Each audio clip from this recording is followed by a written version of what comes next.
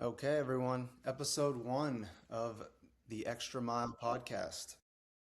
This has been a long awaited experience, but um, we've got it dialed in, and I've always planned on having Dr. Andrew Herman as my first guest, a longtime client and uh, now a friend.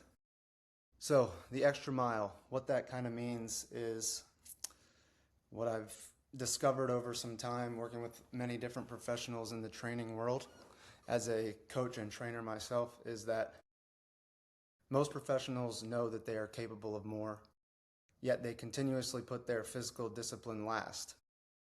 This extra mile is where that stops. The podcast isn't about medical advice or finding the perfect workout plan. It's a line in the sand for high level individuals who are ready to treat their health as a responsibility rather than a hobby. So, we're about to explore some interactions of mental resilience and physical action, exposing the excuses that hold many people back from setting a new standard for themselves, um, and what it truly means to serve others by um, refusing to neglect yourself. So, first question, Dr. Drew, is if you had to think about that idea of maybe going the extra mile, um, you're a healthcare professional. You can kind of talk a little bit about that as you explain maybe what going the extra mile might mean to you personally. Yeah, thanks, Josh. I'm first of all, thank you so much for having me on here. I'm really excited. One, to be able to help make a difference for folks who may be listening, and two, as your friend, I'm glad to see that we're moving this forward. I think the relationships that, or the relationship that we developed through training, I think is very unique. I think it's an intimate one that it's different than many others. Is probably very similar to a physician-patient relationship, I think. So something that's near and dear to me. So thank you for having me on. Um, so I think about as a physician and actually a physician leader. I'm the chair of a department in an academic center. Um, it's it's a and as a father and husband and a role model to now young adult boys. I think it's incredibly important that I maintain my My health connection's a little and spotty. um, both physical and mental, and those two are 100% linked. Um, what I and what I learned over time, and what coming to you for training and staying consistent with my training is how important that is. And I had neglected for years whether that was being busy with work or home.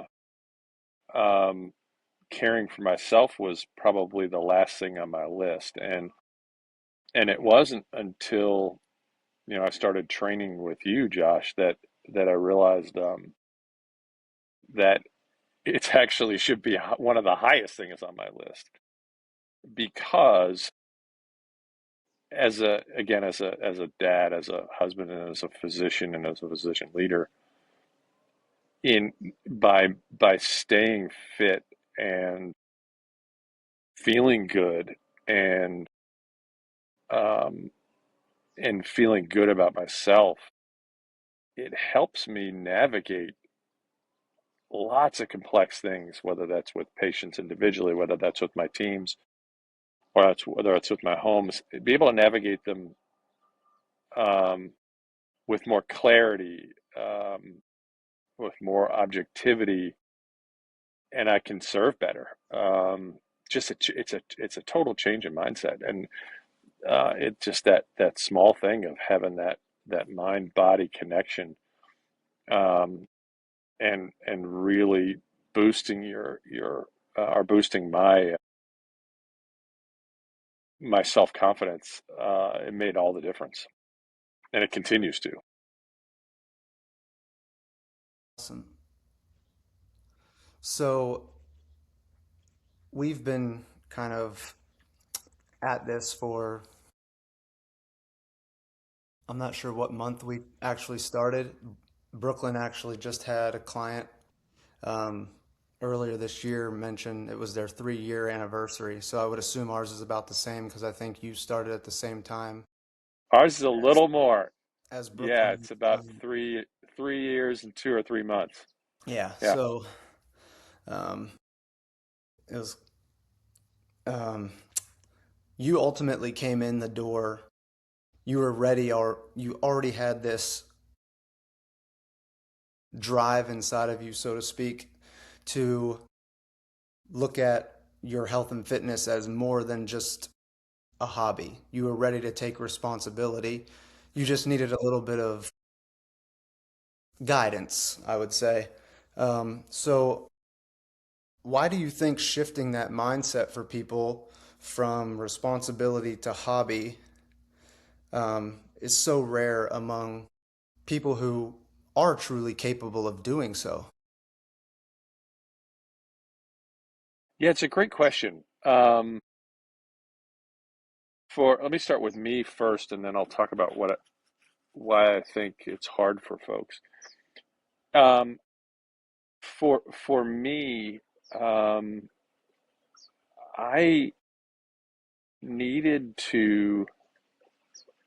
I realize, have always having been a something who enjoys physical activity. I was a former um, mountain bike racer and road bike racer, but never really did total body fitness. Um, as I got older, and I'm 55, and um, at the time when we met, what I realized was I was starting to feel my age. I was starting to feel the decline, and recognized in myself that I want to be able to use my body as long as I can, and to be able to do the things that to be only limited by time where it's not related to the choices I make. Um, and so made the choice to commit to lifelong fitness and total body fitness. When we met, that was one of my goals, was total body fitness, and um, and continue that um, so that I can be the best person I can be for as long as I can physically. And the mental aspect of it was just this huge added bonus. I think the hard thing for folks as they get into their late 30s, into their 40s, they have kids, they have families, they have jobs that are really hard. Again, that aspect of their life becomes harder to fit in because they're trying to fit it in. And when you get out of shape, it's hard to get back. It hurts. Right. It's uncomfortable. Um, and so I think people either don't make the time, or they're afraid uh, of that ramp up period where getting fit may not be so comfortable, um, or they may just not know how to do it, Yeah. or where to go, may not know how to create a program. So then when I came in with you, I knew my goals. My goals were to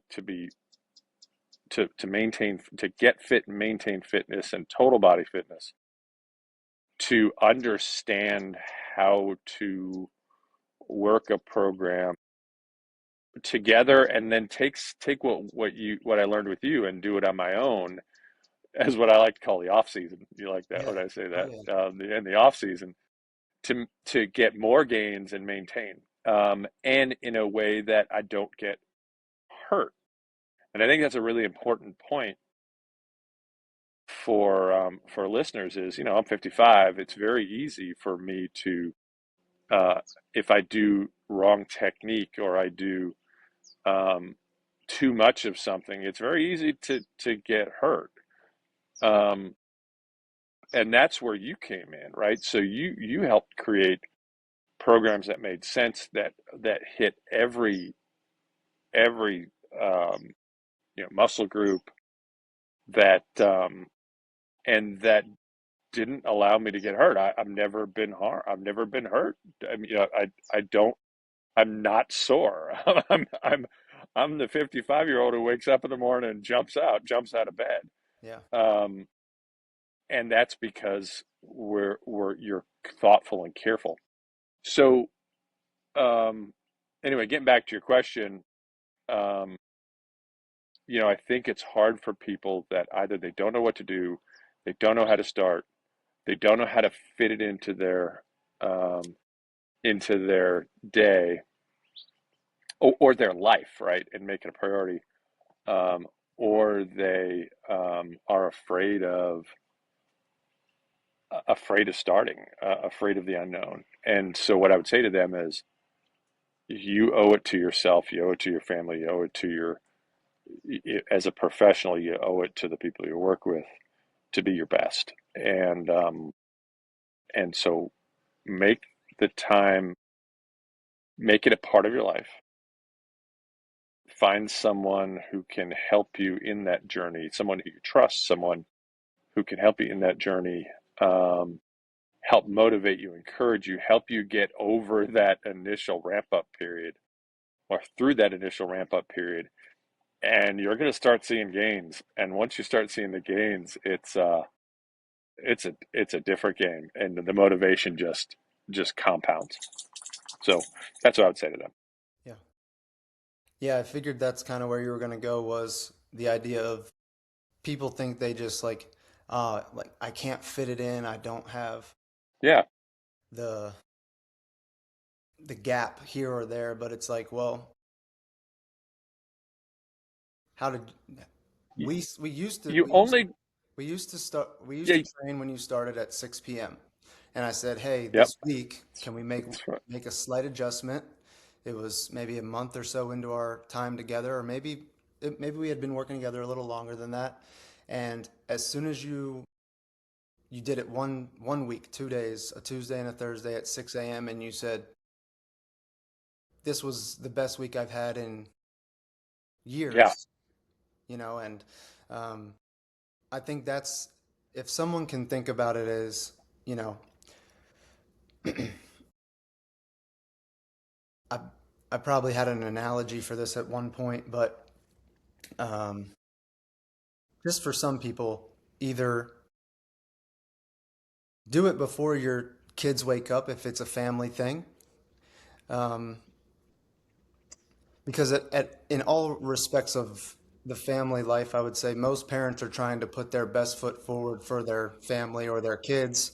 So that would just be, why aren't you doing that with your health and fitness, right? Or like, my son was here this weekend. He joined us in the gym out in the garage. Yeah. I get that everybody That doesn't. that matters. Yeah, making it a family event is so fun and so motivating. So my boys and I love to go to the gym together. Yeah. Um, and it so I look forward to going to the gym every single time. I just get so excited, and especially when I've got family there. The key is to make it part of your routine, Yeah. and it's not just fit it in, to make it part of your routine. And for people that might be listening, um, I I work 10 to 12 hour days, Yeah. 5 days, sometimes 7 days a week, and it's just it's just not an option to leave it by the wayside. Um, and because it's like getting enough sleep or eating healthy or or um, or any of the other things that we or wearing your seatbelt, right? It's you're protecting yourself, and I'm protecting myself for life. Um, and I have a whole lot of fun doing it. The other thing is you're going to meet people. You're going to meet people who are on a similar journey, Yeah. whether it's in the gym or out walking, and it's a really positive um, community out there that you it's just another place to connect with people of a similar mindset. So, Yeah. um, As but you the were, family aspect that you mentioned is a huge part. Yeah. yeah. As you were saying that, it made me think too, like you can look at it as preparation, right? You're just the same way you prepare your work schedule, you you prepare your schedule for your day with figuring out, okay, this is my time where I take care of myself because the better I take care of myself, kind of like I said in the intro there a little bit, it's not a selfish thing. It's something that you're doing to be better equipped for those who count on you, right? And then um, same thing with, you prepare your meals, you prepare all those things that you had just mentioned, and So that, let's say that you are a pilot and fly a commercial airline. You make sure that that plane is in perfect working order before you go out, and it gets regular maintenance, and you check things. Uh, You're a pilot of your own body, so this is regular scheduled maintenance of of my body and my mind. Um, and so it's absolutely necessary for me to work at the top of my game and to be the best person I can be to be consistent and regular. And again, by the way, um, it's fun. And when you start to see results, it's double fun, right? When your wife and your kids say, "Dad, you're in the best shape I've ever seen you. You look great, and your clothes fit better," and you just get that confidence. Boy, that's incredibly um, incredibly reassuring and so and motivating, and so it makes you come back for more. Now it takes a little while to get to that, right. and that's where the consistency comes in, and the that's where that discipline comes in, and that's where having a trainer like you, Josh, was incredibly helpful. Yeah. Thank you. Yeah, and that's what I was going to say too. I was going to say you would come in and be like, the boys are saying how jacked I am, or, they're They did. if you hit the gym with them on a weekend like Saturday or something when you used to do Lifetime, um, they'd be thinking, they're going to try and they didn't realize Dad could put up some weight after he'd been training for some I time. I can currently bench more than my boys, and they're 25, 22, and 19. Right. Yeah. So, yep, I yep. thought about the same thing And with then, well, and then when people all of a sudden they see you and they go, Dr. Herman, Dr. Herman, you're jacked. yeah. Yep. It's kind of all right. Yeah. Yeah, I've had other clients too, like, people will be motivated by them getting their daily walk in, or um, just even moms who are like their boys are like hanging on their arms or legs saying how muscular they look now, and how strong they are, moms with young children or whatever. And yeah, that's just Yeah, and the way that I look from it is a great byproduct, but that wasn't the primary motivation for me. yeah. For me, it was really again to be able to use. I love to. to do things physically, and so to be able to do things to my the level that I'm satisfied with as long as I can in my life, and to be fit and to be healthy and to live a long, fulfilling life. Yeah. Yeah. So just that idea, um, Yeah, the compliments from the family, but and just but you're but doing it for looking good yourself and getting ultimately. compliments, getting external compliments certainly feels good. It helps. It's you know, and the other thing is this. So you mentioned early on you were talking about the fill the sleeves um, campaign Yeah. that from another trainer that you knew. And you know what? I'm filling the sleeves, and every time I go and I work out, I'm get the pump in my and and I fill the sleeves. I think about you, Yeah. and it feels good. It feels good to fill that shirt up.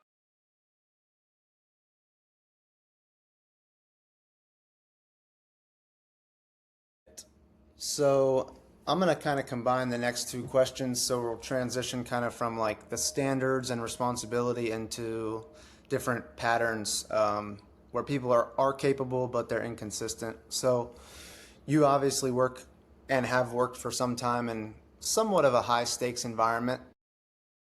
Um, you're surrounded by intelligent and probably a lot of driven people. So, kind of a two-part question. What do you notice about how people treat their own health once pressure kind of increases? And then, why do you think so many people struggle to follow through on like basic commitments to themselves? Great question. So I think that yeah, yes, I work in an environment that's stressful.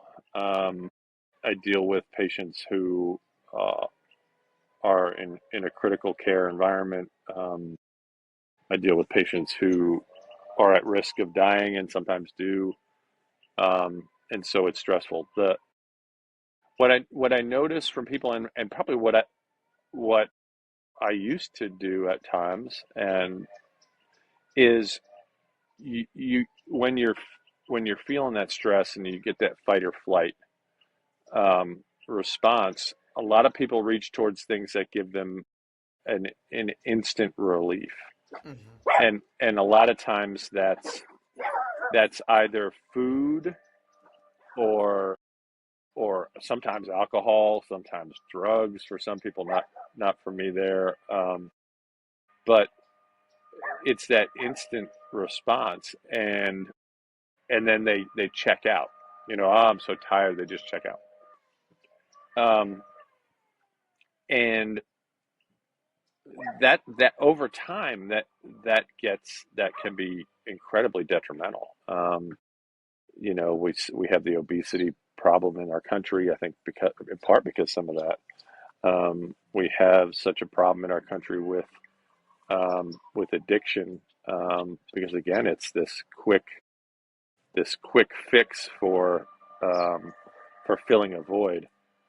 Um, and so what I do is the opposite. I get if I have a lot of stress, I double down on my activities, because what I find is when I'm in the gym or on a bike ride or something, but in the gym, I think of nothing else but myself and my health, and I feel good about myself during and after, and it has that same effect. I Yeah. think that the choices other people make, I think it has that same effect, um, of raising your spirits, of that dopamine burst that Yeah. that we need. And so it's called it's sublimation. It's taking a stressful situation um, and putting positive energy into the stress. Um, and that's how I approach it. But again, for others, I think the difficulty getting to that point is it's got to take a deliberate mindset shift. Um, You've got to abandon the easy things. And then once you get used to it, it's not just easy, well, working out is not always easy, but it becomes so much better. But I think people don't consider it, working out as a stress reliever.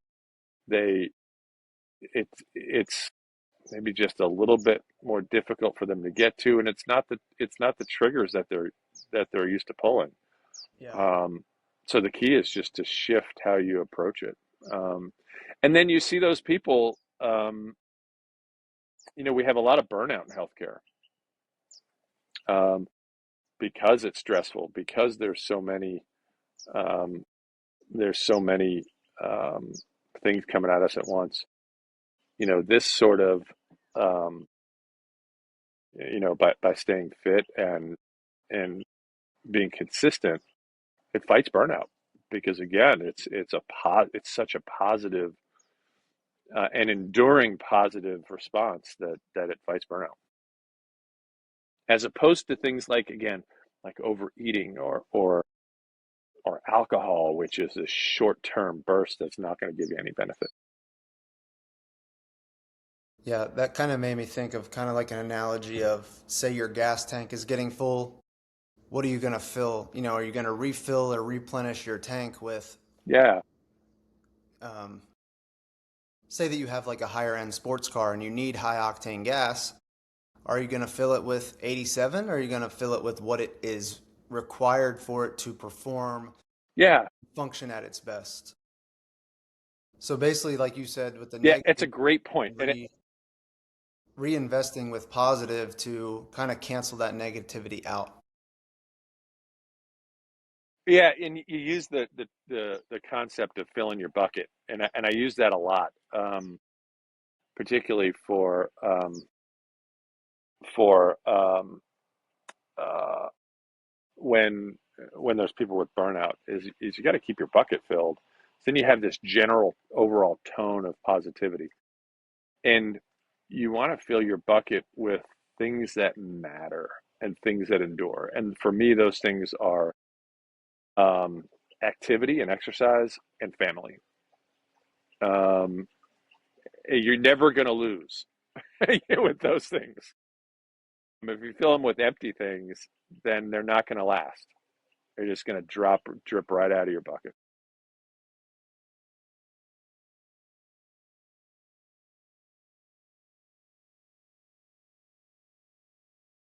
And the other piece is this, Josh, is as we've gotten to know each other, you're like family. So right now we're doing um, some remote programming, um, which has been really helpful to keep me going since I recently moved. We're doing remote programming. It's been a year now. Um, but when we do get together, which we do from time to time, it's like seeing my brother. Right. And so I look forward to it. Oh, And yeah. that's what people don't realize too, is that again, that relationship is intimate. It's like a family member. So talk about filling your bucket. That's like a double bucket filler.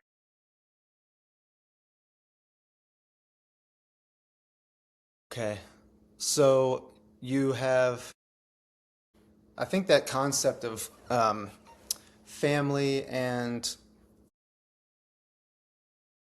just different reasons for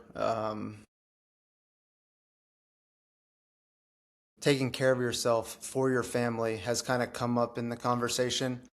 But there's this big, I would call it big, a big lie that people think that they need to sacrifice their own self in terms of taking care of themselves to be able to provide for, serve their family, so to speak. Where we see a lot of busy people, that's how they justify the neglecting of their health. They say it's because I have to do all these things and I'm too busy because I'm trying to XYZ for my family. Why do you think that logic is flawed?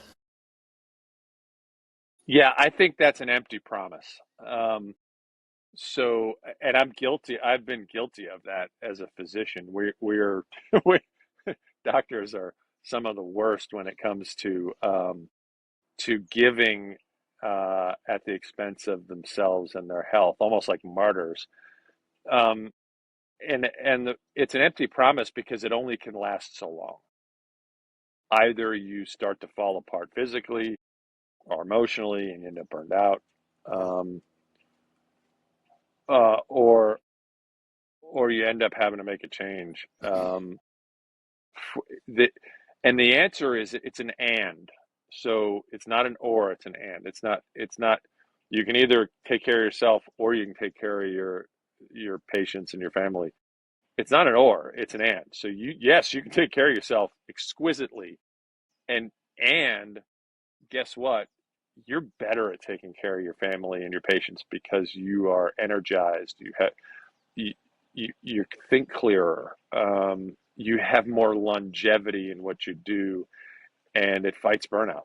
And so, it, I would say it's necessary as an inoculation against against burnout and allows you to be a better servant if that's your role as a servant of other people. I've done it both ways, and I prefer I prefer to take care of myself Yeah. first. Amazing. Yeah. So from an effectiveness perspective, kind of getting into that next question, how do you or what do you see from personal experience or just observation in your field? What actually happens to someone's effectiveness when they continually put themselves last? Or on the opposite, what happens to effectiveness when they start putting themselves first? Yeah, that's a great question. So, and this is so relevant in healthcare because again, we've got this epidemic of burnout among physicians that what I see a lot of times is people who do put themselves last and see themselves as martyrs. Those are the ones that burn out early and burn out fast. And what happens is that you only have so much compassion, you only have so much empathy. And if you don't feel good about yourself and you don't take care of yourself, that empathy and compassion wanes. You also aren't as sharp and quick on your feet. And so you get disengaged, they get disengaged, they make mistakes. Um, for those who maintain health and in a holistic way, so through through exercise, through healthy eating, avoiding alcohol, et cetera, um, you you stay sharper, you stay more engaged, you have more empathy, more compassion. If you feel good about yourself, it's so much easier to give. Um, and the for me, the baseline is take care of your body, and it takes care of your mind. And so, um, it's an inoculation against burnout. it's I'm going to tell you, I'm the least burned out physician probably on the planet. Um, I love what I do. I I love I love to serve, but again, I take care of myself first. Yes. Yeah. So the next question, I'm just going to kind of use it as a statement instead. It's kind of that idea that too many people end up confusing self neglect with what they like to claim as humility or just being selfless. Um, but Uh-huh. in if you look at it the way we've kind of been talking about it, you're actually like taking care of yourself isn't selfish. It's that is actually more selfless because then again, it's all about the ability to be at your best mentally, physically, in every regard, emotionally, even spiritually, maybe, for the people that are counting on you. Like your wife has counted on you over the years, your three boys have counted on you over the years, and you did a good job even when you weren't necessarily as active. I mean, you were active, you were doing other things, but um, do you see a difference? I guess was there ever a time where you felt like maybe, and you don't have to go too personal or anything, but like, was there a time where you thought, or if you look back where you weren't as active, taking care of yourself, prioritizing Dr. Drew, and then maybe your family suffered because of it? Yeah, it's a great question. You know, when I wasn't necessarily taking care of myself deliberately, um, and I was eating too much, I was not exercising. I, I kind of, I kind of lost interest in doing a lot of stuff. Yeah, Of course, some of that was through COVID. You get into the mode where you just choose the easy button and you flop on the couch, watch TV, and you don't engage in life. And then all of a sudden you realize that a couple of years have passed you by and you're a little bit overweight and you're not feeling good about yourself. And so you double down on the easy things, which are self-destructive. And then at work, you're just not as engaged and kind of this apathy sets in. I flipped the switch by staying, and really, and for listeners, it really was the catalyst um, to feeling good about myself and being able to be a better dad and a better husband and a better doctor with humility. It's not about walking around as Dr. Jacked.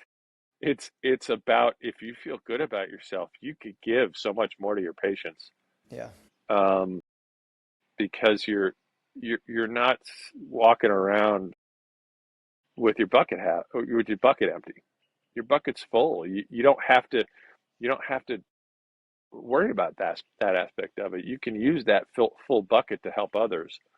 Um, and so I would say that for me it made me more humble and much more compassionate and with a ton more energy, so I could do a lot more for the people I serve. Again, but the discipline is the key, is to keep going and yeah. okay, well, this is a perfect kind of transition into this question. You mentioned the word discipline. What what does sustainable discipline look like for someone with real responsibilities such as yourself? Great question. And um, for me, my schedule changes all the time, so it's hard sometimes to have specific times that I can't have a regimented schedule of when I work out and that sort of thing. I think the discipline piece is um, recognizing that part of my goals every day is to do something um, for myself. That's beneficial for my health. And most of the time that's working out. So whether that's going to the gym and doing weight training, biking, even if I don't have a lot of time, it's a walk or even a meditation. Yeah, yeah. So the discipline is that every day there is some time set aside for me. Um, and and I change um, some of what I do day to day so that it stays fresh. Um, but it's deliberate attention every single day to filling my bucket um, and um, and being mindful of when in the week, ahead of time, when can I fit this in? When can I fit that in? Um, just like as we were talking earlier, I'm out of town right now, um, and have not had a lot of time this week to hit the gym, but I'm hitting it today because I knew that this was a day where I had some open space. And so I'm going to take that open space and fill my bucket. So it's a deliberate approach. And it may not be going to the gym every day. That's part of it, but it's a Yeah, I total mean, lifestyle change. for most people, you and I have a different kind of system because I know what you can handle. We've learned each other, and I've learned how you work and what what you like, what your style is, and things like that. So the average person is going to have maybe Yeah, three. I don't like leg day. Yeah, that's all right. But you do it because you know it's necessary. It's a necessary evil, right? But I do it. I That's right. I do it and I supplement it with other things like cycling, right? Yeah. Yeah. Right. So like a different type of program for somebody may is more standard going to be a 3 day a week system.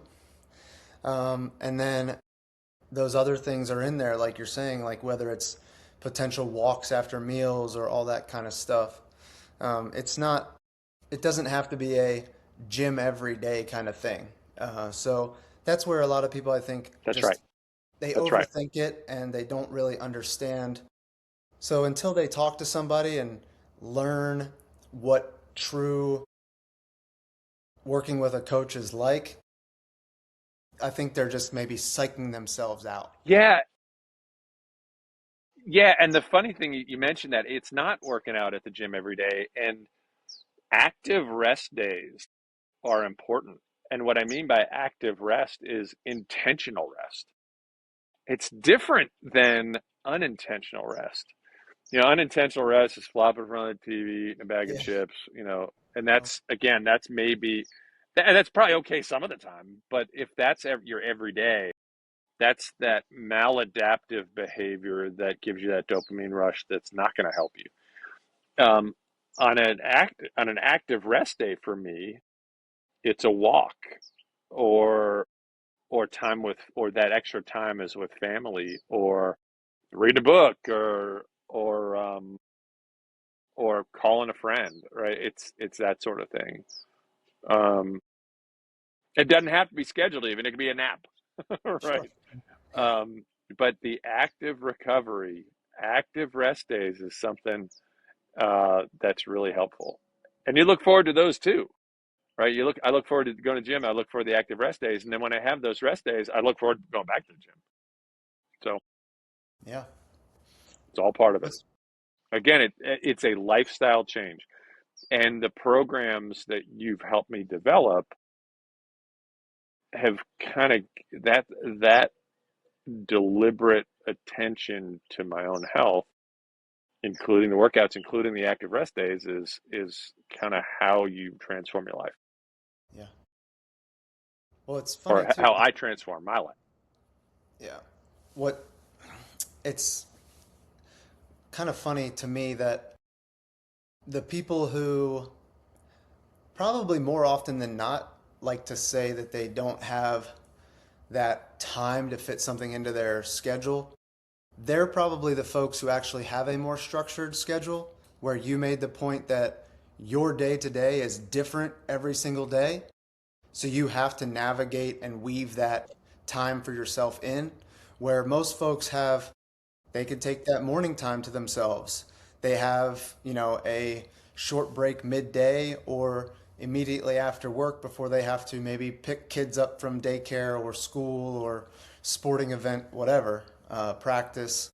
So it's just, I don't like that excuse either, just because I look at someone who is one of the highest of high levels and has a very inconsistent schedule and is getting it in.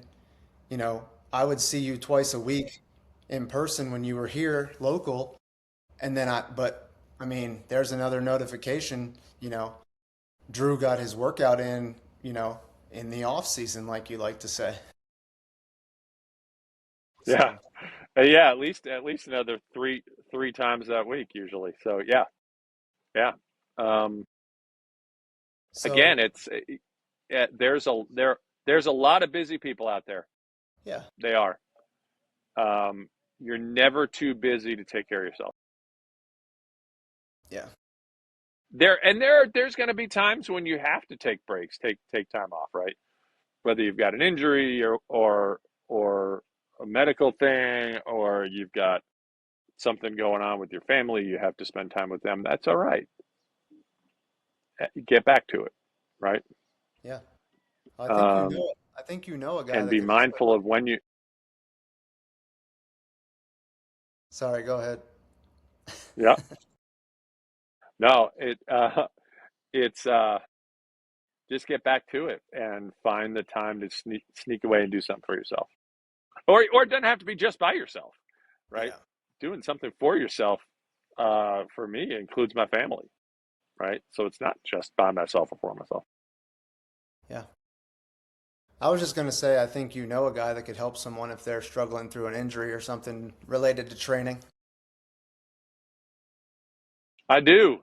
His name is Josh Leisberger, and so that's another piece that I think it's important to know is that early on during this, I've had my share of bangs, of bumps, bruises, and bang ups, um, with and some orthopedic injuries.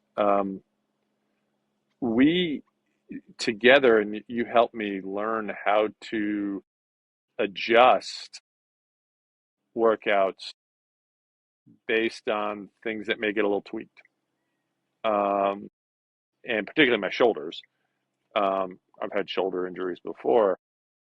That early on, if we're doing a particular push routine, um, certain areas of my shoulders might get a little tweaked. Oh, I think we disconnected. So early on,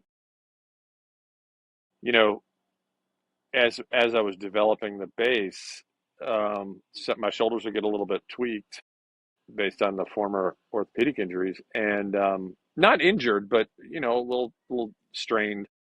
And we would adjust the workout to hit the same goals and work through it to the point where it became a non-issue. Um, so having that knowledge and that thought partner in you enabled me to keep going and not have to worry about it, right? So you don't have to do the same thing every single time. It's not beneficial. And so it was really helpful to not get injured. And then now, I don't have any of that. My fitness has gotten to a level where I don't have those tweaks. And it, I feel I'm 55. I feel like I'm in my 30s physically. So it's Yeah, good.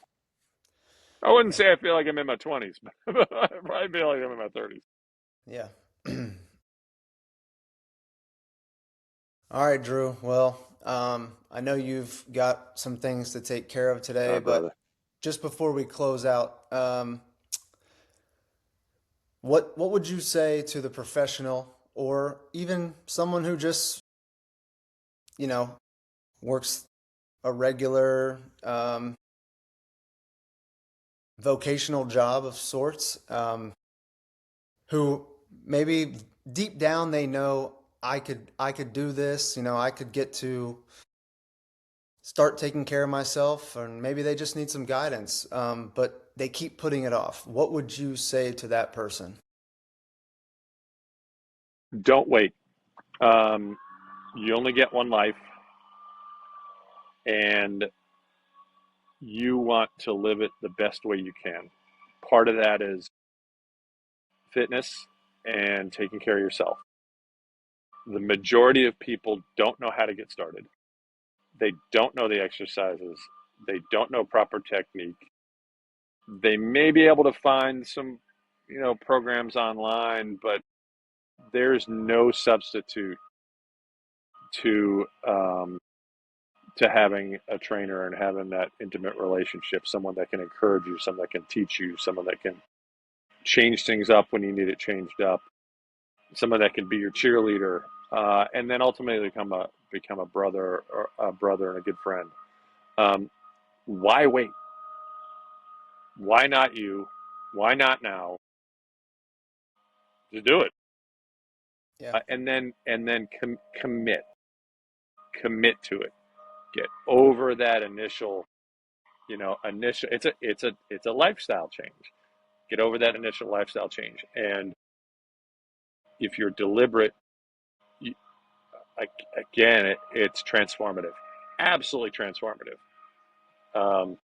And it was for me. So that's kind of what I would say. And call Josh because he knows what he's doing. I appreciate that. Yeah. So All right, Drew. Well, I appreciate your time, so and all right, brother.